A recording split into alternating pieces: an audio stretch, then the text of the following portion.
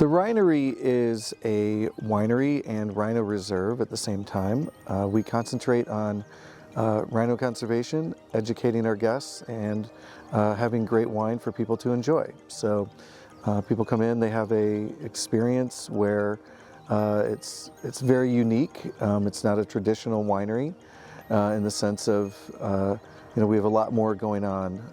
Part of our mission is education and conservation, so we take that very, very seriously. So when people come in, it's more of an experience than it is anything else. So the idea and the inspiration for the Rhinory came from a trip that my wife and I took in 2016 to South Africa.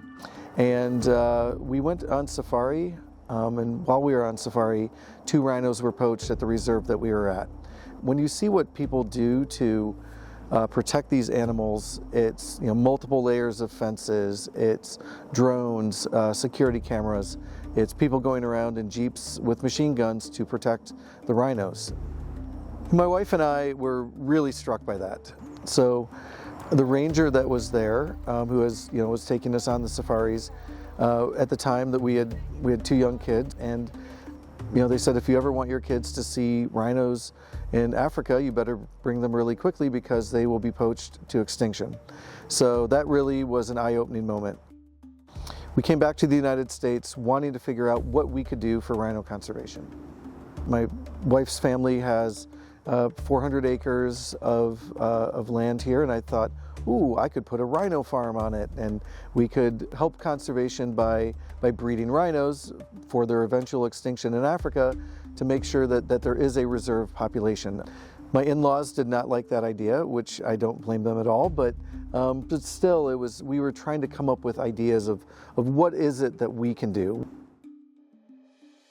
So we went out to a winery, and I was sitting there kind of looking at a beautiful landscape and the land that this particular winery was on, and I thought, wait a minute, what if we did a rhino reserve and winery at the same time? So that was sort of the light bulb moment in which I thought, hey, maybe we can combine some sort of conservation and business purpose. So I spent the next probably year trying to figure out how to do it. Step one is, how does one get a rhino? Really, I put a lot of work, a lot of effort into figuring out the different aspects of the business. You have, of course, the wine piece, you have the land piece, you have the rhino piece. I think from the poaching incident to opening, it was about 6 years. So this is not something that's an overnight type thing. It was something that was well thought out and something that took a lot of time to come together.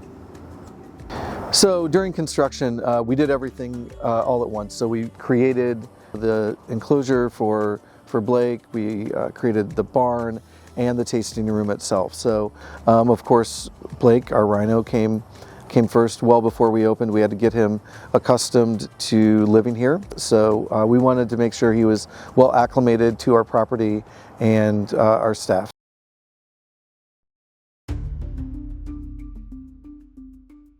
So when people come into the Rhinory, 100% of any profits from merchandise and rhino experiences go to rhino conservation. So you buy a hat, you buy a t-shirt, you go meet Blake, 100% of that money goes to rhino conservation. For our wine portion, 20% of the profits from wine goes to rhino conservation. So for us, we have to make sure that we're true to ourselves. So Blake is part of the Species Survival Plan, the SSP. And the SSP is for any endangered animal. In the United States, what they do is they move rhinos around for genetic diversity. So if and when rhinos go extinct in Africa, there'll be a sufficiently genetically diverse population elsewhere in the world to make sure that that species is able to survive.